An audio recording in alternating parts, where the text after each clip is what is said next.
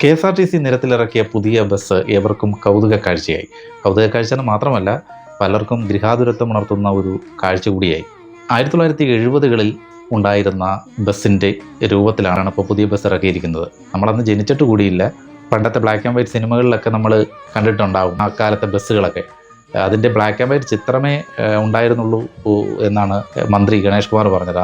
അത് വെച്ചിട്ട് അതിൻ്റെ കളറ് സെലക്ട് ചെയ്തത് മന്ത്രി തന്നെയാണെന്നാണ് പറയുന്നത്. എന്തായാലും മൊത്തത്തിൽ ബസ് രസമാണ് കേട്ടോ സംഭവം കാണാൻ.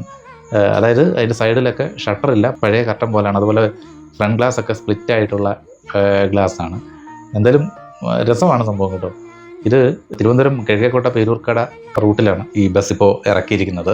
മന്ത്രി ഗണേഷ് കുമാറാണ് ഫ്ലാഗ് ഓഫ് ചെയ്തത്. എന്തായാലും ഗണേഷ് കുമാറിനെ സംബന്ധിച്ച് വ്യക്തിപരമായിട്ട് പല വിവാദങ്ങളൊക്കെ ഉയർന്നു വരുന്നുണ്ടെങ്കിലും ഒരു മന്ത്രി എന്ന നിലയിൽ ഒരു നല്ല മന്ത്രി തന്നെയാണ് അദ്ദേഹം. KSRTCയിലൊക്കെ എന്തെല്ലാം ഡെവലപ്മെൻറ്റ്സാണ് അദ്ദേഹം കൊണ്ടുവന്നല്ലേ. അദ്ദേഹം ഒരു വാഹനപ്രിയനാണല്ലോ.